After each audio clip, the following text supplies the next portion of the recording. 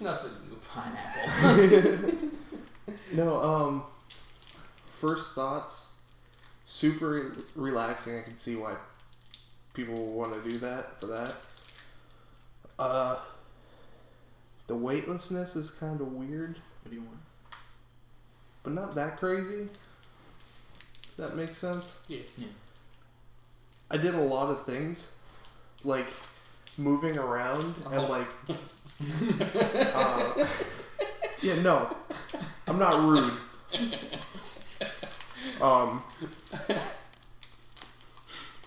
I always stretch when I'm in there. I did that. And that stretch was like the most relieving thing. It really was. Mm-hmm. So I did this thing when I was in it where I put my hands behind my head and then I bent at my waist and it felt literally like I was going to touch my knees. Yeah. While I was bending. It was crazy. So I didn't even do the introduction yet. So what are we even doing podcast? Damian, Jarrid, Jake, and this episode is 3 firsts. It's the first episode that we're not recording in my apartment. It's the first episode you floated, so this is your first float. And we also have a special guest. He's not here yet. Yeah, he's whatever. He'll be here. He's not whatever. No. Legitimately, I think our first guest. This place is very echoey. Mm-hmm. I hope the audio doesn't sound bad because of it. I think it'll be fine. Yeah, it should be alright. This is going to be, just to say, this is going to be a more chilled out podcast, obviously. I'm going to try to keep it PG for Pat. Yeah, we're not going to go as crazy as we usually do. What do I want to say? Oh, for those of you listening who don't know what float is. We've talked about it a couple times, but it's sensory deprivation. So Rhett and Link did it. Rhett and Link did it, and that's where we got the idea. To start coming. But it's you're in this room. It has no windows, doors closed, locked. The room has. Do you taste salt? Yeah, it doesn't taste. The salt doesn't taste like salt. I'll tell you that much. It's Epsom. It's Epsom. Yeah, I know, but the room has a motion sensor light, and the tank itself also is pretty soundproof. It's soundproof. No. And once you close the door, that's completely pitch black dark. That's pitch black dark, and the light in the room shuts off too. So even if the door itself isn't closed all the way, the light will shut off. And it's about 1,000 pounds of salt. You can talk, Pat. Okay. Our special guest. Hi, everybody. My name is Patrick. I run Art of Floating here in Bloomsburg, PA. I wanted to ask, how did you guys even get into this? Because I don't think I ever asked you that. Well, I got this Art of Floating was here when I first got here. The first time I heard Art of Floating, my brother sent me a text and he said, "Hey, they got float tanks in Bloomsburg," and I was like, "You're lying, because nobody would ever put float tanks in Bloomsburg." Of all the places. I won't lie, it is a little bit of a strange place to have float tanks, but I was like, in the middle of Bloomsburg, I don't know. Are you sure they're flotation tanks? He's like, yeah, it's called Art of Floating, and they're opening up in April or May of 2013. And I was like, really? Okay, I'll have to see it to believe it. So then I drove by, and I must have drove by at this place 2 or 3 times. And then I finally found the place, and We do that every time. I walked in the door, and I was like, yeah, I guess, damn, I could think that they actually have float tanks here in Bloomsburg now. So then I worked, I floated for I floated every week. Every Sunday morning I would float, and I loved floating. Fell in love with floating. I got to know the staff here at Art of Floating, and then they opened up a float center in Jersey. So some of the people that worked here at Art of Floating had to move to Jersey, which opened up a few spots here at Art of Floating. So I took it as soon as they said, we need somebody to work here at Art of Floating. I was on board. I was the first one. I was ready to sign up. So yep, that's how I first started floating here, and it's just incredible that they chose Bloomsburg of all the places. So, and here we are. But I first got into floating through the Joe Rogan podcast. Oh, yeah, that was the first time. I listened to Joe Rogan's podcast for about 5 years, and I've known about floating. I tried to float in New York City, but it was at this guy's apartment, and he was booked for months. So I called him up, and he's like, nope, I can't get you in. You're going to have to book an appointment well in advance. So this is the only place I've ever floated, Art of Floating. Mm-hmm. It's pretty awesome. To that guy that has a float thing in his bathroom. Yeah. No. What? Me and Jarrid have looked these up, and it's an investment I am not opposed to. Only $19,000. Yes. So, gotta say, I liked it a whole lot. Cool. For my first time, like I was telling these guys, it's very calming. Might be the most calming thing I've ever been introduced to. And the craziest thing for me is that my mind's always going. Mm-hmm. Like, it just doesn't stop. I'm always, thinking of ideas or stupid questions. Yeah. And everything else. And while I was in there, I was trying to, picture stuff in the dark. And my mind was just... blank. Yeah, it was just blank. Which is, one of the first times that's ever happened to me. Yeah. Which was really awesome. I want to say the only thing that I didn't appreciate is how cold your showers are. Oh, yeah, you gotta let them warm up for a little bit. I didn't know that, so I was just If sitting you there turn it all the way the one way, that's where the heat is. Now, the first time I was so off, too. I'm like, how do I do this? Because I love hot showers. Yeah, I'll figure it out. I'm not opposed to cold showers, but I don't like ice water. Oh, yeah. Well, I recommend putting the shower hot, all the way hot, and letting it get to the point where it'll burn you, and then going cool. Yeah, but that's after practice. That's after 4 or 5 floats myself. I've went through the whole everything wrong that can go wrong in a float session. I've experienced it. So if anybody has any problems, I basically know the problems they have and the solution, so I can help you out. When did you get into a float tank with a cut you didn't know you had? They gonna burn. Yeah. I mean, probably happened because I have cuts certain places, but I didn't really feel it that much. So if you feel it after a couple minutes, you'll not because it'll go away. Yeah.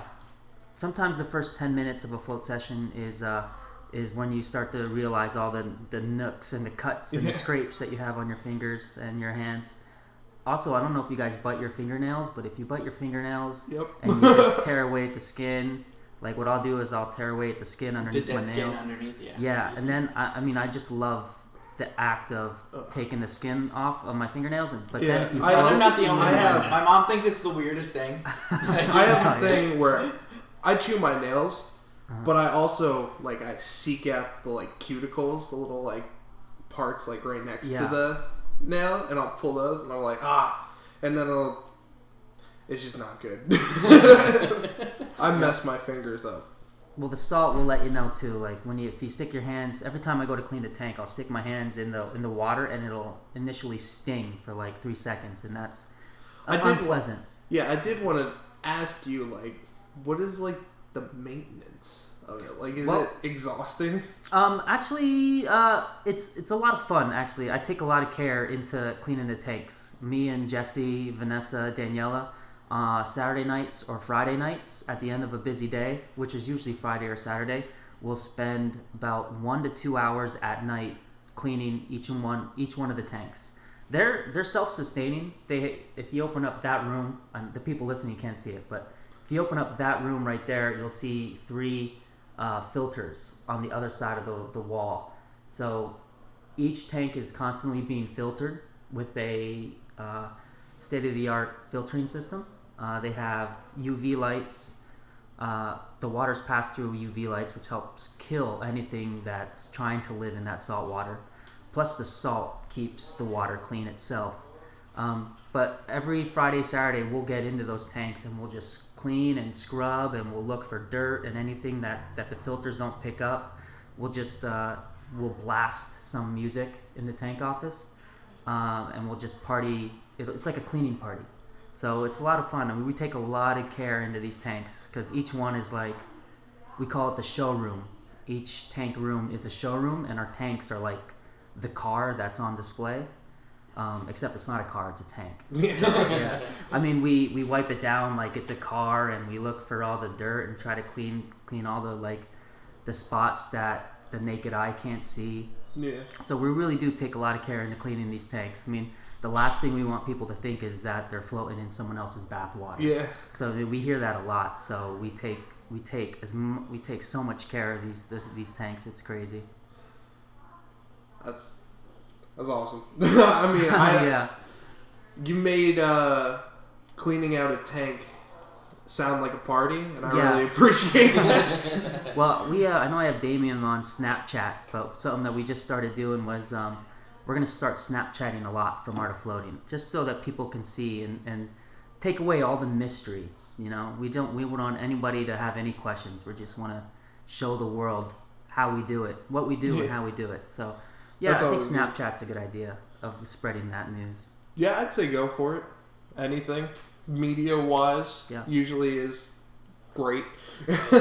How long have you guys been doing the podcast? We started June, something like that. Yeah, well, we don't. We We're have- not. Yeah, we have consistent. we have like 6 episodes up. We don't have many Cool. viewers yet, but we're trying to get out there. It's so hard. Yeah. Especially with, like you said, like Joe Rogan has a podcast, and like everybody and their grandmother has a podcast. We just started doing a podcast because we were sitting around and we Probably come had up a with some diner. stupid questions and everything Yeah. else. Usually we're not this PG, Okay. but Yeah. A lot of yelling and insulting. Yeah. Cussing. but pretty much it's us 3, and then there's another person that comes all the time. He'll probably be Okay. here at some point too. Yeah. Sweet. Yeah. Yeah. Bring them along. And we just started it because we like bullshit with each other. Well, you guys and we are were what, like, we should record some of this. So, 6. You guys said you guys have 6 podcasts Yeah. now. Yeah. Well, you guys are 6 podcasts ahead of Art of Floating. We've been talking about doing a podcast. We have all the gear. We just never do it. We say that'd be like we should cool. do a podcast, but we just never get the people, sit them down, and say, okay, talk. Yeah. So thanks, guys. so yeah. So what you would want to do with like podcasts would be like all the people that come in and experience it. You would like sit down with them, That'd and be really cool. Yeah. Yeah. Mhm. I would listen to it for sure. Yeah. Especially right after a float, like we can get them floating, and then right after the float, when they're in that float state that you guys are in now, Yeah. be like, sit down, talk. Yeah, and it'd be interesting because we have a lot of interesting people come through Art of Floating. Even though we're in Bloomsburg, which is in the middle of nowhere. Interesting good or interesting bad? Interesting as in like interesting. I want to say interesting as like you would say like you're not PG. Yeah. Well, we have some interesting R-rated type individuals coming through that would make for good podcasting shows. Yeah. So I'd like to start a podcast and have more people talking after their float, just to talk about their lives, because a lot of people travel from you guys travel like an hour Hour and a half. an hour and a half. Yeah. Yeah, we get people that take like 2-hour drives to float, and it's pretty neat. And I'm sure they have a story, just like you guys have a story to tell. That's awesome. Well, you're a very friendly guy. Well, I have to be if you guys. So yeah. I need you guys to come out of floating and give me your money to float. So I have to be friendly somehow. Yeah. Yeah. But it seems like you talk to like everybody that comes through, or at least try to. Yeah. I'm interested to know what's the weirdest I was thinking story Okay. Yeah. you've heard from somebody who like floated. Well, hands down, all of us, me and Vanessa, and there's a couple other people that met this one guy, and he is hands down the craziest weirdo that's come and floated. And it's weird too because the people that usually have an odd story, it's like the extremes of their lives. Like one part of their life was very extreme in the sense of they were extreme in crime. Like they lived a life of crime, and now they're not living a life of crime. Now they're extreme peaceful or extremely happy or extremely both sides of the spectrum. They do I feel like something crazy. Now they're very peaceful and very too overly friendly. They give off the creep vibe.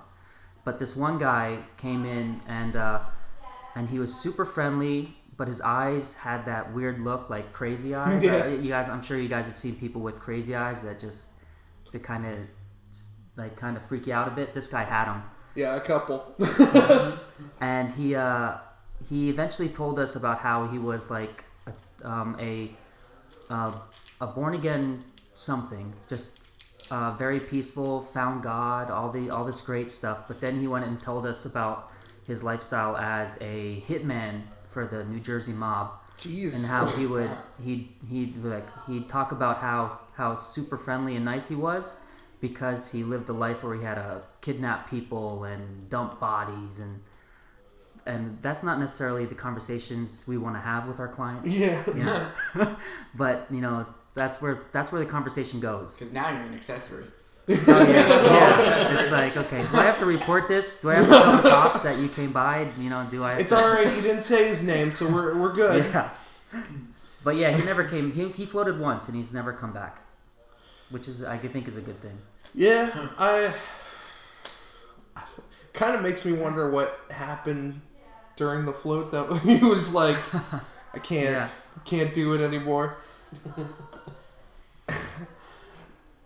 Yeah, I mean that was pretty crazy story. Yeah. I really didn't see that coming. That's the thing. I mean, we get people that travel from New York State. We get people that, even though there might be closer float centers around them, what they'll do is they'll research Art of Floating, and we have a really good Facebook and Google reviews and a score. So, but other float centers are kind of like, Art of Floating, they put a lot of money into Art of Floating, the investors. So they put a lot of time, money, and care into building Art of Floating into the float center it is today. I can definitely see this. This place is nice. Now, really nice. If you think about other float centers, they might cut corners in building their float center to save money, to get it out quicker. So a lot of float centers are I don't want to say they're half-assed, but some float centers might not be quality float centers. They might just be they're more in it just for the money than in I would say giving a good experience. Yeah, they're mostly in it for the money, but maybe they're in it for to share floating, but they might not have the investors and the backers like Art of Floating does. So we get a lot of people that travel 2-3 hours to float here instead of floating at the center closer to home. So yeah, we'll get some interesting people. Well, like a couple months after we started coming here, Jarrid, you said your mom found one in Bethlehem, which is a little closer to us. Yeah. But like I was looking at the site, and their minimum float's 90 minutes, which is weird to me because I always come out early. Mm-hmm. Like 60 minutes is kind of long for me, so to be in there for 90 minutes, I couldn't do that. I don't know if most people could. I know there are people who do long floats. You remember when we first came and there was a guy who was in there like all night? Yeah. Oh yeah. Okay, I remember. Yeah, he floated. He was a rock climber / radio tower climber. He climbs radio towers for the wires, but he also likes to climb rocks for fun. So he spent the whole week somewhere overseas living on a mountain. When you see the side of the mountain, and then you have those tents that are hooked into the mountain that that they sleep on the side of a mountain. He was doing that for about a week. Holy crap. So he's like, look, I need to float. And I was like, do you want to float an hour? And he's like, no, an hour's not going to cut it. Can I float 2-3 hours? And I was like, why don't we just put you in at night and then you get out whenever you want and you can sleep on the couch. And he did it. But he didn't sleep on the couch. He floated till the morning. So yeah, he was in there floating. Well, I know Jarrid has said when you're in there, you usually just pass out, right? Usually. I wish. I don't think I could do that. Really? My body. So it was weird for me because I'm like a super cautious guy, and having all my senses cut off was kind of like, I don't know. You don't know like I wasn't 100% like relaxed. Right, I was a little bit like, all right. Like waiting for something to happen. Yeah. But when does it start? Yeah.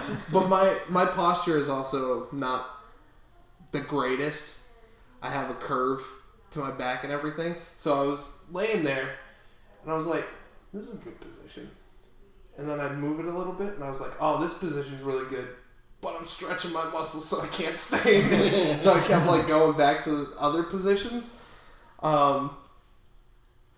That being said, it was still like really, really relaxing. Mm-hmm. That's just me. I'm just that a little bit tense guy. Yeah. Mm-hmm. But yeah, I was telling them that when I was in there, I did a stretch and like bent over to my side. I was like, I thought I was going to touch my knees. Like it just kept going. Like I was so comfortable that legitimately while I was doing it, I was like, I'm not going to stop, am I? Like, I'm just going to keep going. Yeah. When you're in the tank and like all, the lights shut off and everything, it feels a lot bigger than it is. Mm-hmm. That was like the turning point for me. So I got into the tank and you can still see the light through the door. Until it shuts off. A little bit, until it shuts off. So I was sitting there like, oh, this is nice, just floating and everything.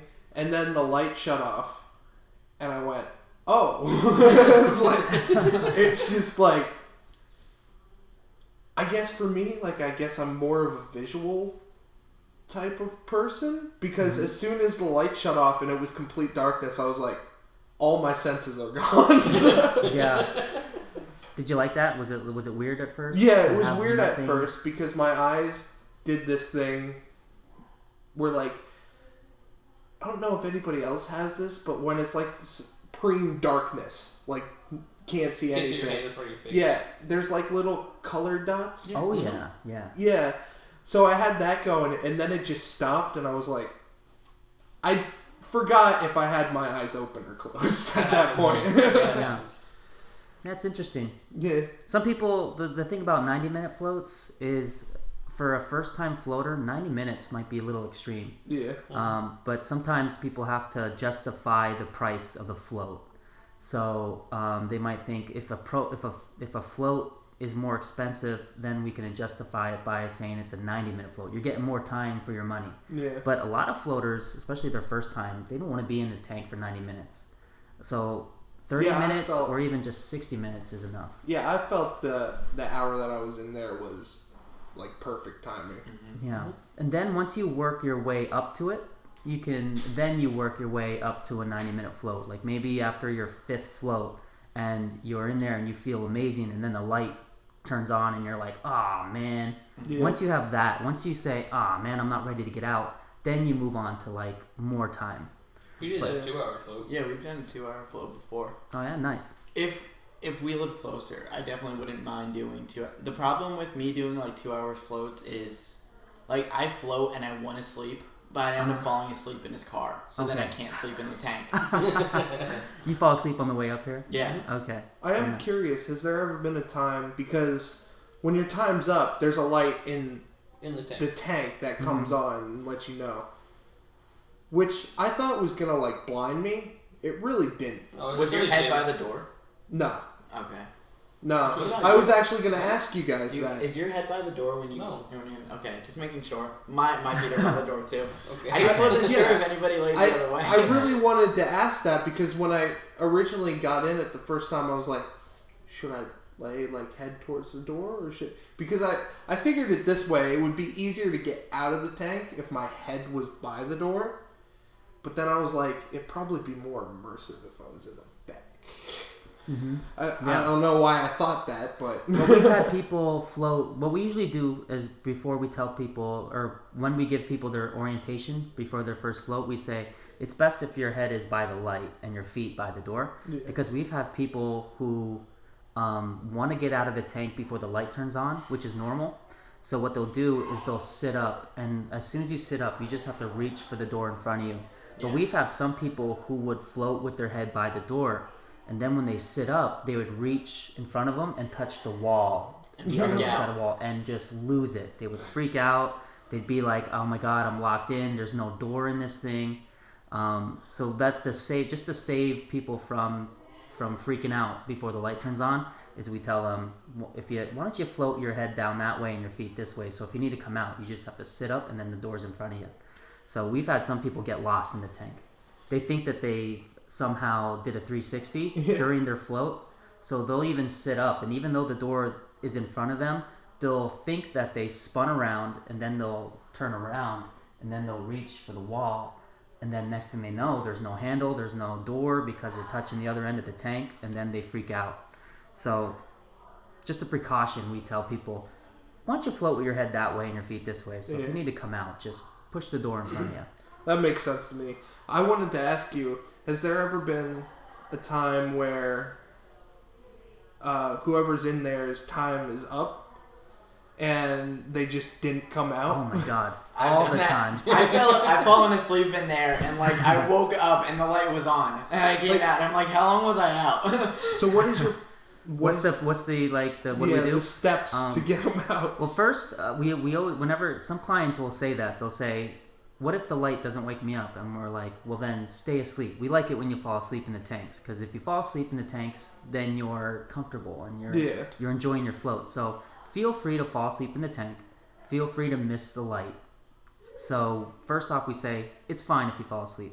Second, if you come with a friend, usually what we do is we'll send your friend in to knock on the outside door. Yeah. And then if you don't answer, we'll unlock the door from the outside. We have a tool where we can unlock the door. And then we'll send your friend in to knock on the tank door. And then your friend will probably leave the tank room or be like, are you awake? Are you awake? And then the person will wake up and say, yep, I'm awake. And then they'll all leave the room. So we have a method of getting people out. Now, let's say you're alone. You came alone and you fell asleep. Well, we have this method where we'll unlock the door. We'll slowly open the door because of the sensors. We'll know that if we crack the door open, we can see if there's no light in the room. If the room is completely dark, then we know that you're not out of the tank, because the last thing we want to do is just breach your privacy and see you naked in the flesh. We don't want to do that. So what we'll do is we'll open the door, we'll creep it open so that we can see that the sensor hasn't gone off and the lights aren't on. And then we'll open the door all the way, we'll turn the lights on, we'll knock on the door really quick, the tank door. We'll knock on it really loud to wake you up, and then we'll rush out. So, yeah, there is no really other way of doing it. There's no intercom system or anything like that. So we're just sneak in, knock on your door, and then hustle out. It definitely sounds like the best way. That's probably what I would be. Knock, come on! Yeah, just run out. It's very interesting. Your time's up. We can hear people snoring. We can hear people snoring from the other side of the tank door. Maybe, I think so. We might have. I snore really loud. She probably has. Yeah, it is. I've shared a hotel room with him. He snores really loud. Yeah. I guess that shows how trusting I am, because I totally didn't lock the door. Oh, you did? Yeah. I just left it. I was like, it was fine. Couple times I came, I didn't lock it. I just assumed that there's not going to be any disturbance, and even if somebody were to come in, the light's on a motion trigger, so I would see it if they stepped in. Mm-hmm. Yep. So I felt pretty safe all around. Yeah, it's pretty safe. It's a really safe environment around here. We're not even in a big city. We're kind of in the middle of nowhere, in a neighborhood setting, right by the river. So yeah, we've never had anybody or any problems of people barging in someone else's tank room. unless you know the person, then it's different. Yeah. Have you had friends just open the tank bust door? in? What's up? No. We never done that. But we've had a. I did unlock the door for this one time. A husband and wife came to float, and the wife fell asleep. We can hear the wife snoring. So the husband came out. I was chit-chatting with the husband, and I'm like, I think your wife fell asleep. Do you want to go knock on her door? And he's like, yep. So I opened the tank door, or I opened the room door, and I let him in the tank door. And the guy walks in, opens the tank door, grabs his wife's ankle, and shakes her. And he's like, wake up! And she freaks out. Oh my God. So that was the only case where I was like, okay, maybe I should tell him to gently wake her up. Not just go in there and just freak her out. That was the only case that somebody freaked somebody out in the tank that I know of. But yeah, we're very cautious to have that. The last thing we want is someone to have an awesome float and then have a traumatic experience at the end of their float. So it kind of ruins the whole thing. Yep. Me and Jarrid saw it online. How do you feel about like couple tanks? I think it's a good idea. I think there are some couples who are very close together, and they would benefit with an experience where they're floating together in physical isolation. I think I'm not too sure if it's good for achieving the whole relaxation thing, but I think it's an experience for the man and wife or the partners or the couples to have that bonding experience. I think the bonding experience is more beneficial. I'm not sure that because they would touch each other and they would probably talk. They might be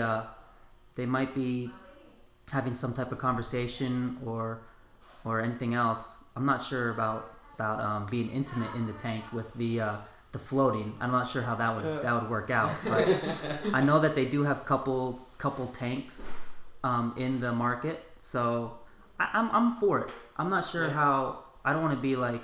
That's the thing about we don't have music, we don't have an intercom system, we don't have colored lights in our tanks. It's purely dark and quiet. But I'm not against the whole idea of having music in your tank or having music in your float. It might take away from achieving the sensory deprivation, but it's also just a neat experience to experience, like floating and then to be waking up with some peaceful music, or even listening to some Pink Floyd for a float. I think that would be neat. That probably would be awesome. My whole thing with the couples tanks is like, I don't know about anybody else here, but like if you were floating with somebody, like when I was in there, it's just you're laying on your back and then you can move your arms or legs or whatever, but you never like turn or anything else because you don't want to get the solution in your eyes or anything like that. If I was in like a couples tank, I want to like spoon with my significant other, right? Yeah. Like I don't know how that would work. Yep, I don't and know. it's not either. like they could lay on top of you, face into the solution. That would suck. Yeah. I'm too touchy-feely for a couples tank. Yeah. Yep. Then that's the biggest hurdle I think is with couples tank is that idea right there, wanting to spoon, but then getting salt in your eyes.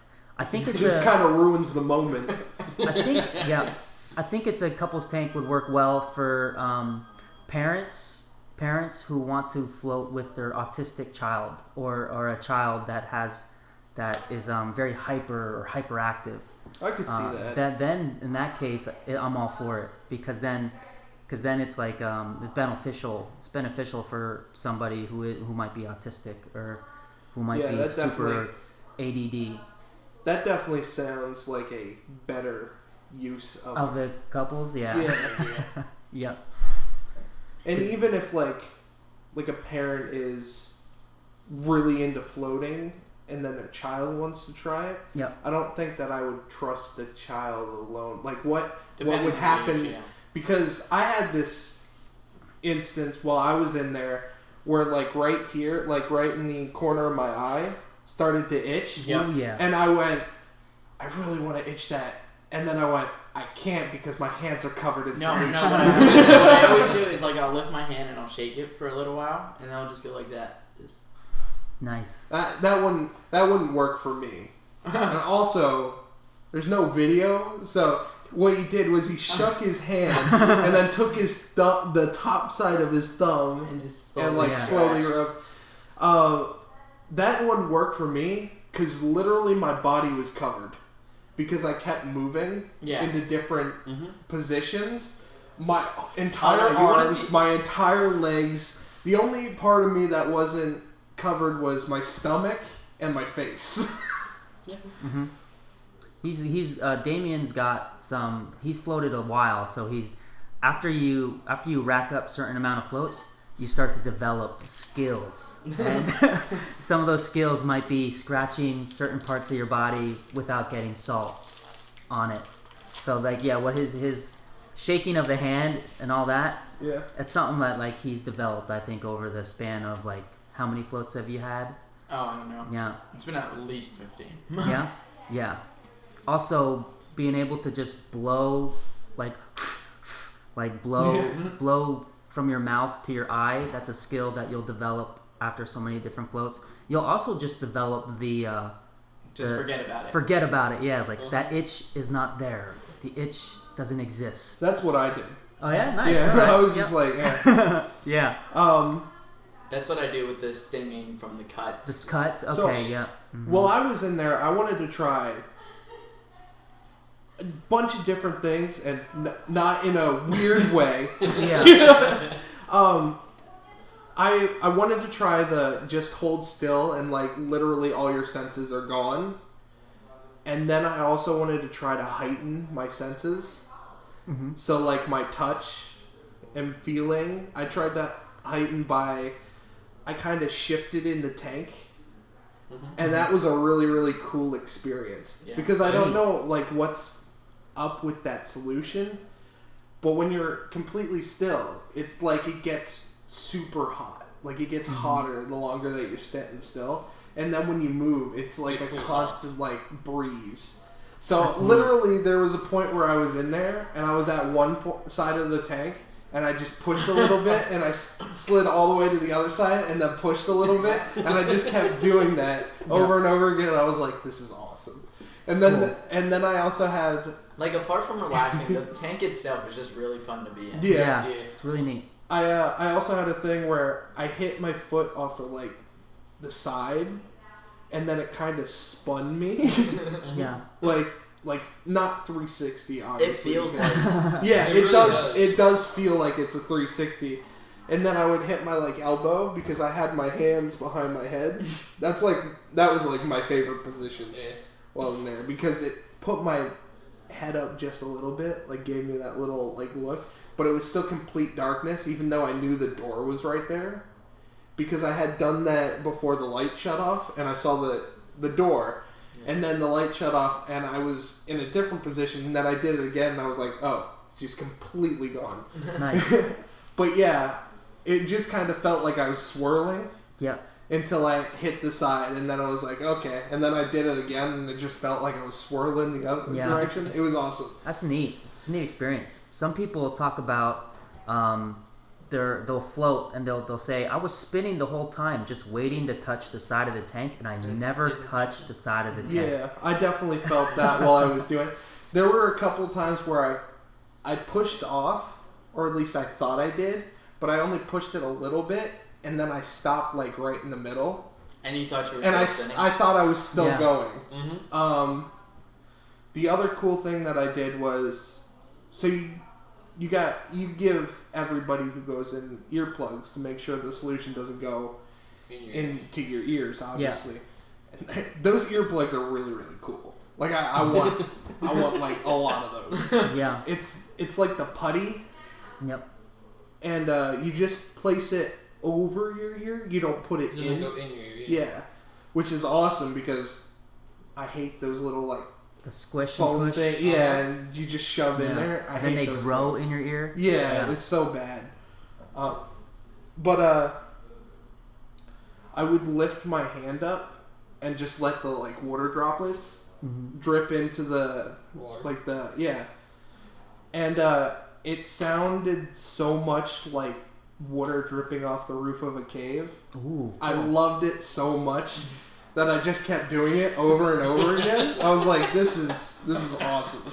It was like, I also like soothing sounds, so I'll listen to like the 10-hour videos on YouTube of like a thunderstorm or something like that. Yeah. So when I heard like the cave dripping, I was like, oh, that's awesome. So I just kept doing it, and that was actually soothing me too. So everything that I did in there was just amazing, because I did all the spinning to see like if I could heighten like my feeling, and the cold and the hot was crazy, like how you feel every little change of the temperature. Though I will say, when I like lifted my hand up, you could feel the wind on it, but as soon as you put your hand back down, it still felt like you don't feel the air or the water. Like, you know you're floating, but it's... You know it's there, but you can't feel it. They're very close in temperature. Yeah. So it's very, like... It gets rid of that, like, surface layer. Yeah. Which is awesome. Well, it's neat. The water's heated to skin temperature.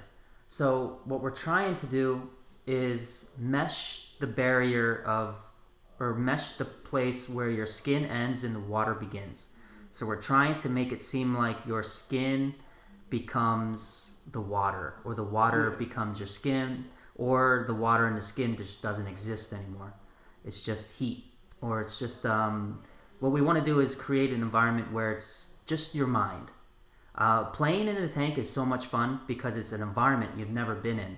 Yeah. But after you get past that point, to the point where like maybe like 5, 6, 7 floats, where you'll fall asleep and you'll wake up and it feels like you're just floating on air. That right there to me is like the best experience ever. Yeah. This almost like you're losing your body. It's almost like your body isn't even in the tank anymore. It's just your mind. You're just this mental thinking, processing thing in the tank. Yeah. And then when the light turns on, then you're brought back to reality, where you're like, oh yeah, that's right. I have a body. My body's in this float tank. Oh, okay. Now I got to get out and go back to my normal life. But going back to that space, I don't even know what to call it. Like, I just want to call it like deep space, or like deep nothingness, or just mental mind space. I don't know what to call it, but I love to go there in my float. Just like my body doesn't exist. I'm just a mind, and then it's weird to talk about, but you gotta experience it. It's very close to what I would think being suspended in animation, like when you're going into space or whatever, and you always see like people in their like pods or whatever. I feel like that's what it is, the closest thing that it feels like. The other thing that I did was I would push my hands down into the solution and raise the rest of my body, and I would just keep doing that over and over again. I was like, oh, that's awesome, because it's such a consistency that like legitimately when you do that, it moves the rest of your body without you having to do that. Mm-hmm. That's neat. Yeah, and I also actually put my hand under me. Cool. Well, yeah. I was like I was actually floating. And like reaching under you. Yeah, I was like, oh, that's so awesome. Yeah. Yeah.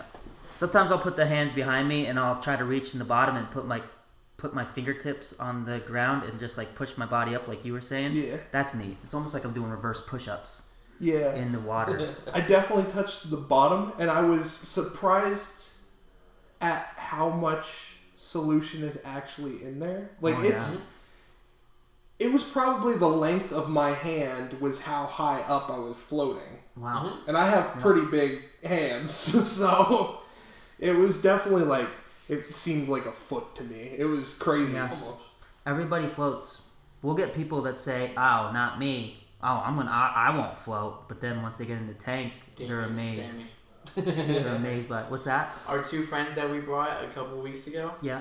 Damian and Sammy, when we were first talking about it to them, they didn't want to do it. Oh, yeah? But then we were supposed to go skydiving. We had nothing else to do for the rest of the day. We brought them out here, and they loved it. Yeah. That's cool. Did you guys go skydiving? Yeah. How was it? Good. Awesome. Awesome? Yeah. Oh, I'd love to go. Tandem? Somebody on your back? Yeah. Okay. I think it's a law that you have to go tandem your first time. Okay. Yeah. Just so that way, you don't freak out and forget what you're doing. It's so funny how we were. That's the third one this week. They just don't learn. And then we ended up floating instead. It's a total opposite. Yeah. That's neat. Yeah. I wanted to float right after skydiving. I think that'd be the coolest thing. I think that'd be neat too. But then that's all the way in Stroudsburg, and this is all the way over here. Yeah. So there are two things that I'm interested to know if anybody's actually done, which I'm assuming everybody's done anything in a float. Yeah. One would be, like I said before, I was trying to heighten all my other senses, but I couldn't heighten taste because I didn't have any food or anything.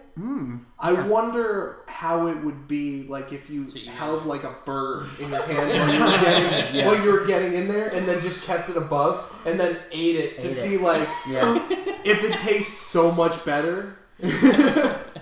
I wonder. Well, some people when they get in the tank and they float and their mind slows down, they can hear their heartbeat for the first time in years. I don't know. Maybe the first time in their adult lives, they hear their heartbeat, and that freaks some people out. Yeah. I imagine if you ate a cheeseburger, you might be able to hear your body, push it down into your stomach, and then your stomach's. People hear their stomach all the time because they don't eat before they go in the tank. Most people. And I will confirm this. They're hungry. I didn't get this one either. So maybe you can hear your stomach acids burn the burger. That would be interesting. That sounds really intriguing. You might be onto something here. Yeah. The other thing is not PG. Well, I had a feeling this was coming. So they go floating all the time, and I've heard, and I've wanted to go, but my mind likes to make up crazy, stupid, monstrous stuff sometimes. I write horror stories, and I watch a lot of horror stuff and everything else. So sometimes I'll just be laying there or whatever, and like I'll close my eyes, and it'll just be a flash of like a monster that I create or whatever. So I was afraid that once I got into the tank, my mind would just overtake, and it be kind of like a bad acid trip sort of thing. Yeah. And I was frightened about that. But that has nothing to do with what I wanted to ask. So they were talking, bringing it up, and my mind's just a weird place in general. And I went, I wonder what it would feel like to like jerk off in one of those things. Well, I'm sure people have had that thought too. Yeah. That's why we go in there and we go to clean it. We have to clean it before. But if somebody did, we'd be able to see the residue. Yeah, so that's what I think. I think they don't out of fear. Yeah. Yeah, of getting in trouble. Same thing with urinating. If somebody urinates in the tank, we'll be able to tell with the smell, and there might be a discoloration. Yeah. So I don't know. Well, I can't say I've never done it, so I really don't know. But but I bet it'd be awesome. Yeah. I'm still going along with the like. If you get rid of all your other senses, the sense that you feel would be way better. So I'm assuming it would be like 10 times better, right? Yeah. I imagine it'd be pretty neat. Yeah. Yeah. But get your own tank if you're thinking about doing that, you disgusting pigs. Yeah. Get your own tank. Yeah, or at least please, let us don't know. ruin it. Let us know and maybe like leave $20 in the tank room and say, hey, sorry, can you clean it up? And I'll be like, yeah, Just sure. Just put like a really long G-string around your thing. You're gonna do anything, put the money in there. Just tip the money right there. Put the dollar in the tip jar or something. Yeah. But other things kind of interesting too is what you said about the monsters. Some people do get to that point in the tank, but you like horror, you like writing horror stories, so that's normal for you. Yeah. For some people, it's not so normal. So sometimes people get really scared in the tank. They'll start manifesting something in their own mind, like not maybe even like spiders, monsters, that type of stuff. They'll create in the tank. But sometimes people will even create scenarios that didn't even happen in life, but they act as if it will happen soon, and then they start to freak out too. So Yeah. every imaginable thing you can think of in the tank is probably happened before. Yeah, that's what I that's what I imagine. think. Like, especially in the mind, people will go above and beyond and create some really outlandish things in their mind, and then like I was focus on it. totally ready to experience that with how much like crazy things that I think of in And my you mind said and that to everything. us. You're like, Yeah. oh, Yeah. I'm not sure about doing it because I don't know what I'm going to come up with. It didn't happen to me, but I don't know if that was because I was focusing more on just being The there in the environment. moment. Yeah. Yeah. So I'm definitely gonna come again for Yeah. sure. Mhm. Sweet. I don't know if it's gonna be as often Often as as these we two do. These guys? Yeah, these I guys do a don't lot. think I could do that. Yeah.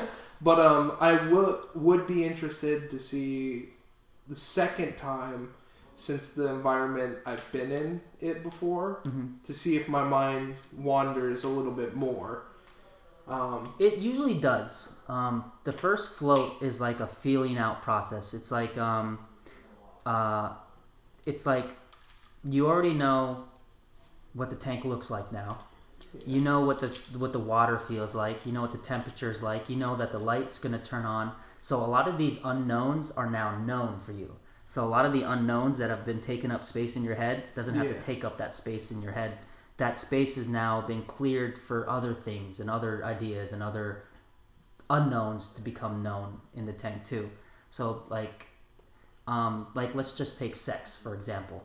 You can watch sex on TV, you can hear people talk about sex, but your actual first sexual encounter with another human being is unique in the sense that you've never done it before, and that now that you've done it once, you kind of understand that the act of sex and what it is. So the second time might be better, hopefully.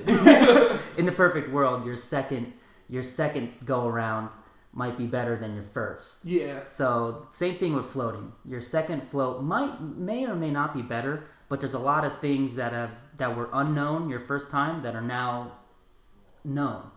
You So it clears should up should space. add that to like the bottom of your business there. Yes. Art of floating. Yeah. It's like sex. Yeah. Your first float is much like your first sexual encounter. Yeah. Please come again. That works. I wanted to ask, has there been anybody who's, we have good experience, everybody we brought liked it. Have you ever had anybody that like has freaked out so much, like they swore they would never come again? And, And then come again? Or no, not even that, just like hated it, like just something happened in the tank and... We get a handful of those. Everybody's different. Some people, it's just not for that. We like to say floating's for everybody because once you welcome the float experience, your float usually is nice. It's usually a nice experience once you can let go of some things that you might be holding on to. But some people will float and they'll already decide before the float, they will decide that the floating is not for them. So once they go into the float experience, they're gonna hold on to each thing that they don't like about floating to justify what they've already decided was true before they got in the tank. So I knew before I got into the tank that I thought floating was gonna be the coolest thing ever. So once I floated, my first float, I was like, this is kind of lame. But then 20 minutes in, I started to really rest and relax. And then I was like, wow, this is pretty neat. I'm gonna have to do this again. But before I went into the tank, I probably already decided that I was gonna enjoy it. Some people are the other way around. Like, they know they're not going to enjoy it. They're only coming because their friend asked them to. And then once they get in the tank, they're like, yep, I knew I wasn't going to like this. This burns. It's too hot. Yeah. What else? What else can I think about? It's too dark. Don't like the dark. It's too quiet. I need music. So there were two things that changed for me while I was in there. So when I first got in there, the light shutting off was a big step because it really does make you feel more isolated and all in all. But also because the room is like temperature controlled, I'm guessing. Yeah. It's kind of like a sauna without smokiness and everything. Like it's a little like you have to take a little bit more breathing when you're in there because the temperature is to match with the water in your body and everything else. So when you first lay down, it's a little bit constricting because you have the gravity pushing you down a bit, and the warmth, and also that there is a tub there, so the water is in the air. Like evaporation happens, especially at those heats. Yep. So it's a little sauna-like. So it's a little like you have to catch your breath a little bit, but once you do that, after like 5-10 minutes, then you're used to that situation, so you feel normal again, and it's crazy just how much that changes for you. Yeah, it's like if you want to think about it like let's say runners, joggers, the first 5 minutes of jogging is usually like it's tough. You need to find the groove. Floating's kind of the same way. That's another thing at the bottom. It's kind of like running. It's kind of like so yeah. I mean, there's a groove in floating. The first 5 to 10 minutes. It's kind of like running while having sex. There you go. It's a very unique experience. Yeah. So you need to find your groove. The first 10 to 15 minutes is always a little troubling for clients. There's a lot going on in that first 10 to 15 minutes, like you were talking about with the heat and you're adjusting and all that. But if you can get past that first 10 to 15 minutes, then you find your groove within the float. And sometimes that first 10 to 15 minutes is painful because of the cuts or the salt. If you have a rash or something, the salt's going to let you know that this part is hurting, or that your fingers might hurt, or any type of cut might hurt. So the first 10 to 15 minutes is usually always a little jarring for clients. But if you can get past that, then you can really let the float sink in. Yeah, I would definitely say that would be my advice to give, is don't judge the float for the first 10, 15 minutes. Yeah, you got to give it some time. It's not instantaneous. My first 20 minutes for the first float, I must have built the float. I thought I was going to travel the universe. I thought I was going to have out-of-body experiences. I thought I was going to talk to God. I thought God was going to open the tank door and be like, what do you think? But he, the first 20 minutes, I must have built up floating to be something amazing. And then the first 20 minutes, I was like, this is it? What do I do? Where do I go? What do I think about? What do you want me to do in here? I'm bored. And then as soon as I let that go and just said, okay, I'm just going to rest and just lay down, then I had an amazing float. So yeah, the first 20 minutes, just get through it. What would all three of you's advice to people who want to try it be before they go? Put the earplugs in before you shower. Nice, yeah, that's huge. Yeah, I almost didn't do that again. Yeah, I want to say that you've only done it twice. I'm already halfway there, man, because I did it immediately. Yeah. You might like it without the earplugs too. I don't know if you can have salt in your ears, but if you can, try it without, because this, like when you're saying you like the sound of soothingness, the salt, having your ears underneath the tank water creates this like soothing drone sound where you can kind of hear a little bit much. I will say there were 3 sounds that I heard while I was in there. One was the droning sound that you were talking about. Now I understand what that would be. Mm-hmm. I'm wondering if that's actually like something happening there. Would it be like the filter? It's probably either the heater or the filter. Like it's like a very slight droning sound, and for me it's soothing, especially if I hear it underwater. Yeah, it was definitely soothing. Yeah. I heard somebody open and close the door, which I think was the tank next to me. Probably the tank next to you. That was all the heard only a thing door. that I heard. Nobody knew who it was. Yeah. Nobody came out. Yeah. That's what I heard that, and for some reason I thought I heard an owl hooting. Okay. Yeah. Which was weird possible for me. Yeah, I will say this: when your brain is in isolation and your senses are toned down, your brain will make up noises. So in the tank, I can hear, if I wanted, it's almost like a switch that I've developed. Let's just say it's a superpower I developed. It won't save the world, but it's a thing that I developed is that if you ever go camping at night and you can hear the bugs at night and the sound go through the trees, you can make your I can make my mind hear that in the tank. Awesome. And it's pretty neat because to me, that's the most soothing sound for me. So when I get in the tank, I can kind of manifest that and hear that. The owl hooting might be something that you've heard before and your brain's just like, let's throw this out there and see what happens. The tank door is probably the tank door, but yeah. we hear people come out and they say that they hear things where there was like no sound at all. So the brain does some funny things. That's what I really like about floating too. Is I definitely, while I was in there, I had 2 touch sensations. The one was, I felt like somebody pushed my back a little bit. Yeah. Mm-hmm. Which was weird, obviously. And then that was actually one of the reasons why I went like this. And I put my arm behind my back. I was like, is there something there? So yeah, I felt that. There was another one where, what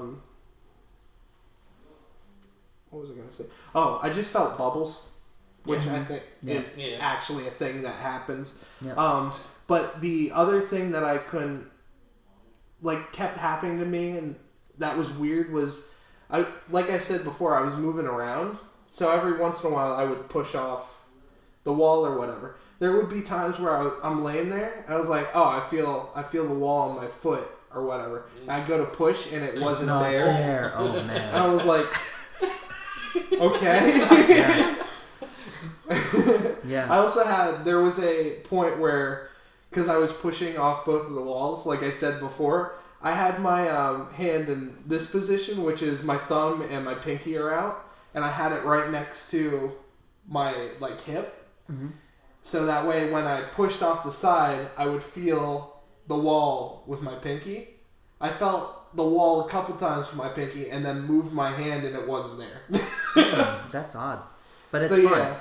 I like that. I think that's fun. I like It definitely added a unassurance to it, which made it way more interesting. Yeah, that's what I like. Did you see anything while you were there? Not really. Not to the extent that I thought I would. I did see... You know how when you're looking into the darkness, occasionally there'll be spots of discoloration, different places? Well, mine started to swirl, and then it kind of formed this cog-esque lion, metal lion shape. I was like, that's cool, and then it started just swirling again. So I was like, that was one of the only things that I saw. That's pretty cool. That was something I expected to happen when I first started coming floating, and it didn't. But I did see this time. I went into the tank with my eyes closed, and I'd say 15-20 minutes in, I opened up my eyes, and I saw a fully lit night sky. Ooh, that's pretty awesome. Sweet. I tried to imagine that. That was one of the first things that I tried to imagine, and I just couldn't. Well, you said last time too that you kept your eyes closed for the first 20 minutes, and then you opened your eyes and you were seeing stuff. I saw neon lights. So maybe that's orange, green, blue, neon lights everywhere. That's weird. Cool. Another thing now that I think about that I did hear was mumbling. I heard mumbling my first float. I definitely heard mumbling, but I didn't hear. You didn't make what anything they out. were saying at all. Yeah, it didn't sound like mumbling though. It sounded like talking, but it was mumble talk. Because I couldn't understand what they were saying. It was loud enough for me to know that there were vowels and consonants in it. Yeah. But I just couldn't hear anything. You know what's weird? I don't want to say that it was somebody, what you were hearing was somebody outside the tank or a tank room. You might also be hearing something that was just in your mind. But I also think about, a lot of people think or say that the tank reminds them even though they can't remember being in their mother's womb, it reminds them of like it reminds me of it as if I was in my mother's womb again. So maybe even the mumbling could be you hearing something from like the outside wall or I could definitely see that because like I said before, when you're perfectly still, it just kind of starts heating up and it kind of feels like, I won't say like blood rushing through your veins, but it feels like that warmth of insides. Yeah, it does. I know what you mean, which is weird. That and then utter darkness, and then of course there's like liquid around you, so I would see that being a thing for sure. So we're at 105, 106 actually. Oh wow, time flies with you guys. Yeah, definitely. Yeah. So I definitely want to make this a little bit longer, if that's okay with you. Sure. We've talked for an hour about floating and the experience and everything. I kind of want to. I don't think we've ever been this talked about one thing. For sure. It's always off and on, and sometimes it's topics that I don't want to talk about. But I do kind of want to get to know the person behind the float a little bit. I want to know like some of your hobbies and like what do you do outside of the float. Well, I'm a part owner of a mixed martial arts gym here in Bloomsburg. I've invested in the gym. We have a gym on Main Street that we just opened up. It's been open for about a year. So when I'm not here at Art of Floating, I'm also teaching youth mixed martial arts at the gym. I really enjoy doing that. I also enjoy just like editing videos, podcasts. I like everything that I do now is geared towards Art of Floating. Yeah. So all my skills, I think about how can I apply my skills so that Art of Floating attracts clients. So like a lot of the artwork and the design that you see at Art of Floating on Facebook is from me. And I also like to, other than the martial arts, reading books and watching movies are probably like the top two things I like to do with my spare time. Horror movies are probably my favorite. As a media junkie, I'm into all forms like music, art, movies, video games. I'm a huge fan of comics. So I can definitely understand that. Are you a fan of The Walking Dead? I don't watch the TV show. Mm-hmm. I've read graphic novels. And I've played the Telltale games. Oh, okay, yeah. And everything like that. So I'm into the universe. I'm not at the TV point. Because how I go about like movies and like TV series is I'll wait till it's all done. And then watch it in one long streak. I see. Yeah. I'm kind of like that with video games. I'll like, let's just say that what's the hottest game out right now? I don't even know. Battlefield 1 just came out. The next Call of Duty's coming out or something like that. It just came out. What I'll do is I'll wait a year, and then I'll buy the game. Yeah. Once it's like dropped down to $20, then I'll buy the game and then I'll play it forever. That is smart. I wish I did that. Yeah. What movies are you guys into? Like, what's your favorite movie? Clerks. Clerks. Okay, Clerks. I can see Clerks 1. Yeah. Okay. The original Clerks. It's so hard to name just one. I really like the Sin City series. Nice. Yeah.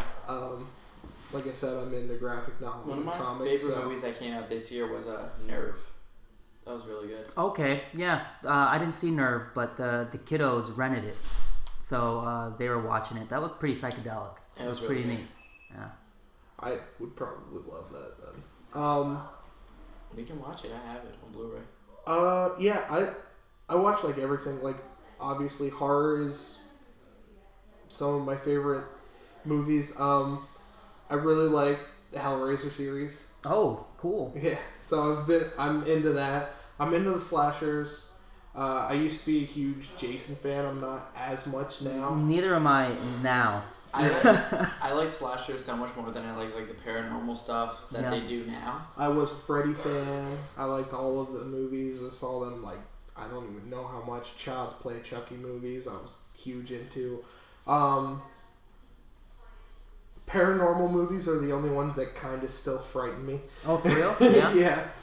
The first time that I saw, and it's going to seem so cliche now because everybody's like, oh, it's such a dumb movie, but Paranormal Activity. Yeah. The first time that I watched the first and the second one frightened the hell out of me because I've had experiences like that before. Oh, yeah? Cool. Yeah. I'm always wanting to. I've always wanted to see a ghost show itself. But then I'm thinking in the moment, I'm like, oh my god, I wish I wasn't seeing this ghost showing itself. But I do want to see one. It's very much, I totally want to see that. And then if it ever happens, it's like, oh god, I wish I never saw that. Yeah. A UFO, I want to see UFOs. I don't want to be abducted. I want to see UFOs. I want to see Bigfoot, ghosts. I want to have all those experiences. Yeah, that would be really cool to see something that nobody else has seen. But I also feel like it would be weird because you would know you've seen it. Yeah. But still you're going to go oh yeah, I totally saw a UFO a couple of... And you'd be like, there's no way you saw one, come on. Yeah. Might just keep it to myself. And they'll just go, you were just in the tank, you were hallucinating. Oh yeah. Wait, you're in that floating, right? Okay, yeah, whatever. Yeah. You know what movie scared me? It was traumatizing. Was the Blair Witch Project? I built up the Blair Witch Project to be this amazing experience. I was like, for some reason, I knew it wasn't real, but I was like, but what if there's a chance that some of it is real? Yeah. So I took that idea into the movie theater, and I was like, I don't know how old I was. I was in 8th grade, so whatever 8th graders, however old they are. But I just remember thinking that the woods was the scariest place in the world after that. Also thinking that it's possible for people to get lost in the woods and then to just be hunted by a witch. So yeah, the Blair Witch Project really traumatized me. I had the same experience with the first time that I saw Poltergeist. That scared me because it was... They always talk about in those movies that it's like somebody has brought it. Or it's living off of your energy or whatever. Yeah. So whenever I'm sitting there and I'm getting real angry, I'm like, am I gonna summon something here? Something gonna come I don't know. My mom actually had that same experience, but with Jaws. She just never went swimming after that. She eventually got over it, but that was a big thing for a lot of people. Doesn't want to come float because she can't swim, and I'm like, Mom, it's 10 inches. Yeah. And you float. 1,000 pounds of salt is gonna keep you floating. Yeah. Yeah.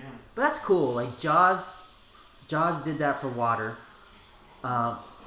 Blair Witch did it for forests. Yeah. For the woods. Poltergeist with ghosts and maybe TVs.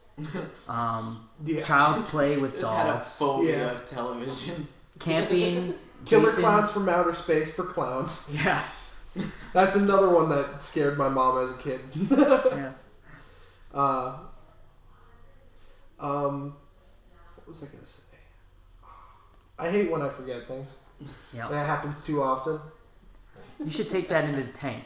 Forget things in the tank, and then the float would be so much better if people just forgot whatever they were. Yeah, it definitely. I don't know how it would feel if I actually was. Something that I just want you to try next time you come float. When you get out the tank, don't go into the shower right away. Wait a minute or so. Just look at all the salt on your skin. That's the coolest thing. Yeah. Just get out of the tank, sit down, or just stand there, and then let the water dissolve, and you'll come out white, like a ghost. That's crazy. We've had people do that.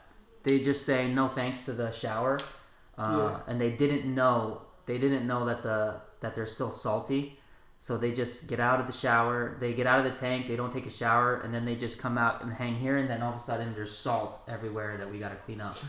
So that's pretty neat. That sounds like a hassle. Yeah.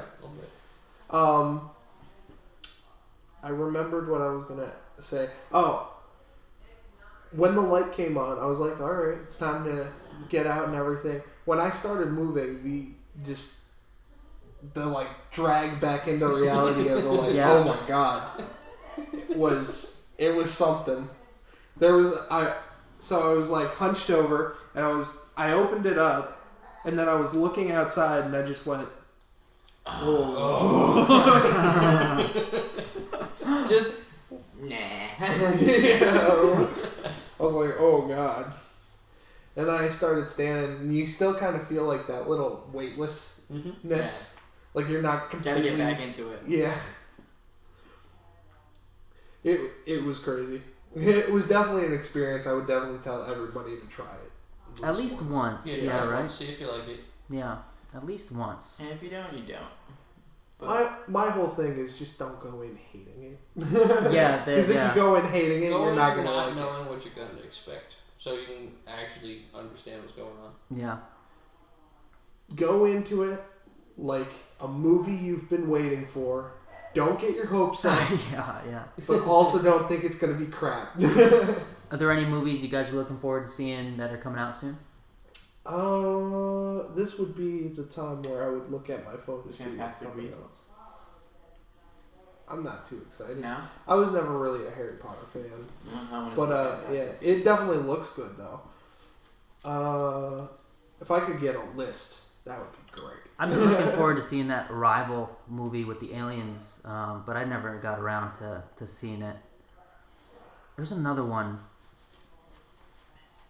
There was a movie that I wanted to see a while ago that came out, was called Dope. Oh yeah, I saw Dope. It's on Netflix now. Yeah, it's on Netflix, and that's how I saw it. Oh, cool. I watched it and I was like, that is a great movie. Yeah. It was a really good movie. It was very 80s Yeah. because the kids loved it. Let me see here. Official Christmas Party, don't know what that is. La La Land, That looks don't know funny. what that is. The Christmas Party, that looks funny. Carefree, don't know what that is. Friend Request, don't know what that is. Pet request. Harry Benson. Rogue One. That's the Star Wars, right? Yeah. This is gotta be the next. The Space Between Us, not too much. I want to see the space between us. It's very chick flicky, but it looks good. I don't mind a chick flick every now and then. I'd say they're my guilty pleasures. Yeah. Chick flicks. Collateral Beauty. I want to see that. That's it's the one with Will Smith, and he's like getting over the death of his. I don't remember if it's wife or daughter, but then he starts getting contacted by like ghosts, but the ghosts stand for like love and like all kinds of other stuff, and it seems very chick flicky also, but I'm totally into that. Definitely watch the trailer for it, and you'll know whether or not you want to see it. Yeah. There's just salt on my phone because when I got out of the tank, I didn't go into the shower right away. I started Right going to the on phone? my phone. Yeah. And so there's like salt all over the back of it now. Kind of murder, I get out the tank, and then I'll dry off my hands and my face, and I'll just check the time. There's an Assassin's Creed movie coming out? Oh Yes, I forgot December? about that. Looks good. Yeah, I mean, I'd be down to looking at it. Yeah. I mean, they always fuck up video game Oh my adaptations God. so Yeah. much. I think. What do you mean? The Mortal only Kombat ones- trilogy was great. Oh yeah, so good. Did you see them effects? All two of them. Yeah, I do think that if they did reboot the Mortal Kombat series If they did of it now, movies now, it would be So much awesome. better. Yeah. I heard that they are. I just Chris saw Jericho a as, thing yesterday. as Johnny Did they? Cage. Mhm. Chris Jericho for Johnny Cage. That'd be pretty cool. Yeah, I don't know. Like, most of the times they just mess it up. Video game adaptations. I did like... The Super even though Mario they- Brothers movie was amazing. I don't know what you're talking about. Yeah, sure. Whatever you have to say. most people don't like it, but I really liked the Silent Hill movies. Oh, okay. Yeah. I think they did the creatures really, really well. Even though the story wasn't on par with the games, it was still really, really good. Did you guys enjoy the games? Yeah, I'm I a huge love fan of horror games. More so than Resident Evil. That's what I'm playing. What's that? He just runs. Not when. So run? I like to bring people over to play games like all the time because Yeah. I have a huge library. Okay. Like games have always been a thing for me since I was little, so I've just been collecting over and over again. I'll play a horror game like you're supposed to play, like kind of scared to go around the corners, like looking here and everything else. Yeah. And Yeah, then I do that too. I'll play it and I'll be like, dude, this game is so good. And then I'll go, Jarrid, play this game. Stick up, just keep walking. Like something will happen. He might jump a little bit. He'll just keep going. It's so funny. Remember the Slender hype for that game? Oh, was there a video game or was it an online game? It was a computer game. It was an Okay. online game, but then they made an actual Slender. It's called Slender: The Arrival, and then they ported that from computers over to consoles. Okay. It's not great. That original Slender game though, I was at my friend Corey's house, and we're playing, and we're at his house, and he has like 6 notes already, so it's getting intense. One of the spots that one of the notes is on is just like a big metal like X, like cross type thing. Mm-hmm. And one of the notes are on it, so he goes to grab it, and he's like, "Oh, I know it's gonna be right there. I know it's gonna be right there." And I'm like, "Then go slowly." He goes YOLO, turns around, he's right there. He freaks out, like throws his mouse. Oh man, those are the experiences I cherish in horror movie games. If you can scare me, if you can freak me out, then I'm on board. Sometimes I'll stream a game if I have it and I just haven't gotten around to playing it. I'll go on like Twitch. Which is that just, where you can watch the game play? It's just people doing it live. Yeah. And I was playing this game called Layers of Fear. Jeez. It's a So the whole premise is like you're a painter trying to make your masterpiece, but you keep going through this house and it's like changing and messing up and everything else. There's this one part where I was talking to everybody, and I was like, the chapter 3 is way less scarier than like the previous 2 chapters. I was like, alright, so what am I doing here? And then there was like this door that I was trying to open. So I get it open, I walk through, and I'm like, I don't know. I hope this will get better. And then something jumps in my face and I go, oh my god! And just everybody in the chat just went, you shouldn't have jinxed it. You shouldn't. I was just like, yeah, I guess. Like, it was so good.